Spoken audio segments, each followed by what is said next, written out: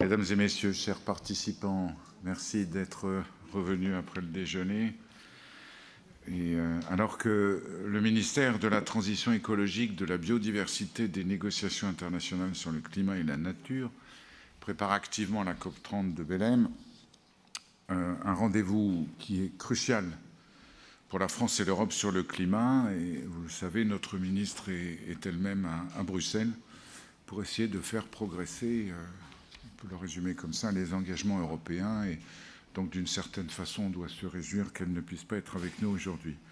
Et je remercie bien sûr Francesco Gaeta qui est intervenu ce matin et qui est à sa place, qui est un très ancien, très fidèle et très loyal partenaire de l'Association française pour les Nations Unies que j'ai le plaisir de représenter aujourd'hui.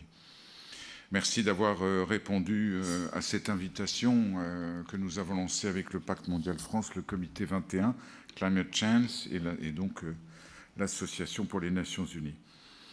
Un colloque dont, comme son titre l'indique, l'ambition est de marquer bien sûr le 10e anniversaire de l'accord de Paris, dont je tiens toujours à rappeler aussi que si bien sûr la France a joué un rôle fondamental dans sa conclusion, c'était une négociation placée sous l'égide des Nations Unies. Pardon de défendre les Nations Unies, la Charte et le droit international, mais je crois qu'on oublie trop souvent de rendre hommage au travail inlassable qui a été conduit par un certain nombre d'agents des Nations Unies pour permettre aussi d'arriver à ce résultat. Mais ce que nous cherchons à marquer encore plus aujourd'hui, c'est le rôle essentiel qu'ont joué à l'époque les acteurs non étatiques dans la négociation. Et ça a d'ailleurs fait l'objet d'un premier colloque organisé par l'AFNU, dont je crois le compte-rendu, Pierre-Henri, est disponible en ligne. Jérémy, notre délégué général, je ne le vois pas, est-il là? Oui. Je crois que le colloque est en ligne, non? Sur Paris plus 10, et nous avons fait travailler des gens qui étaient à Paris il y a 10 ans.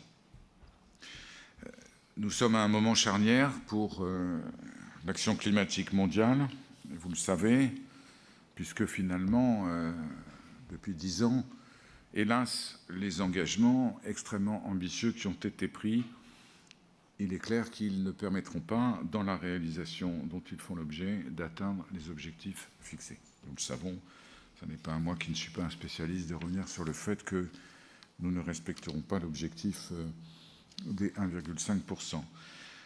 Dans ce contexte, les acteurs non étatiques, les collectivités territoriales, mais aussi, bien sûr, ne jamais les oublier, les entreprises, les associations, et je me réjouis du rôle joué, par exemple, par nos amis de Global Compact, qui sont là, d'ailleurs, je crois que j'ai vu Manon tout à l'heure dans la salle, les associations de peuples autochtones, les scientifiques, les femmes, les jeunes, enfin bref, tous ceux qui, à un degré ou un autre, se mobilisent pour essayer de mettre un peu, alors j'allais dire d'essence, ce serait malvenu, mais donner un peu d'air au combat pour la transition écologique. De Paris à Belém, le rôle de ces associations n'a cessé de grandir et elles avaient été associées, vous le savez, institutionnellement par la présidence française. Et c'est vrai qu'elles jouent un rôle, il ne faut jamais l'oublier, non seulement dans la préparation des négociations, mais dans les processus de négociation eux-mêmes, et ensuite dans la mise en œuvre. Le fameux agenda pour l'action a été très largement négocié, je parle devant des spécialistes, avec et pour les associations. Climate Change, qui nous accompagne aujourd'hui, a publié en 2022 un bilan complet de l'action climatique des acteurs non étatiques.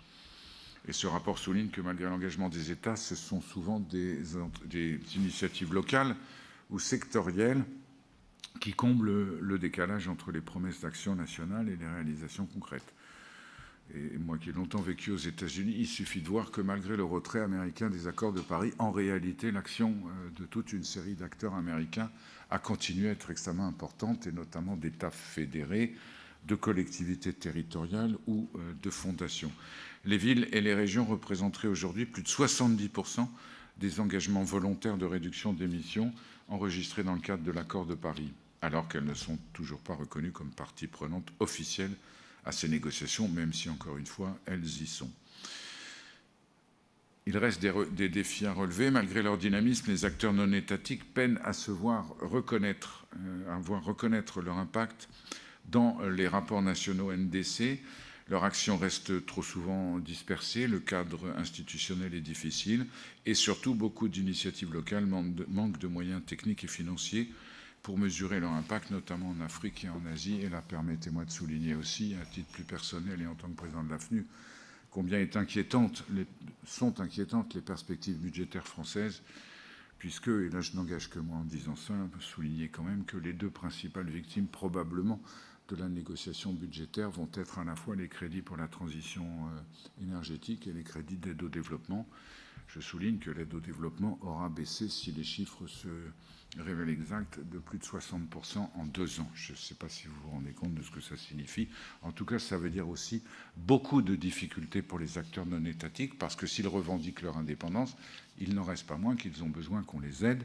Et tout le monde sait que le fameux ruissellement que certains nous promettaient risque de jouer cette fois-ci dans le mauvais sens. C'est-à-dire que la pénurie va ruisseler sur énormément d'associations. Je ne sais pas si dans le secteur si dans le secteur écologique, ce que nous commençons à vivre dans le secteur humanitaire se produit, c'est-à-dire déjà des programmes qui s'arrêtent et des agents et des volontaires qui sont licenciés. Donc il y a là un cri d'alarme à lancer. J'espère aussi que cette journée que nous tenons au ministère de la Transition écologique et que je cherche à aider en disant tout ça, évidemment pas à condamner, parce que je ne doute pas de la bonne foi et de la bonne volonté de tous ceux qui y travaillent, il va falloir que la population, les citoyens, aident les politiques. Il ne s'agit pas toujours de critiquer les politiques, il faut aussi les aider. Vous le savez, il y a au Parlement plein d'élus. Pardon, je m'égare, ce n'était pas du tout le texte qu'on m'a préparé, mais c'est important.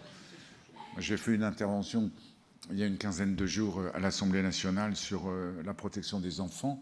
Je vous assure que l'Assemblée nationale est remplie de députés ES et EES, qui sont parfaitement volontaires pour se battre.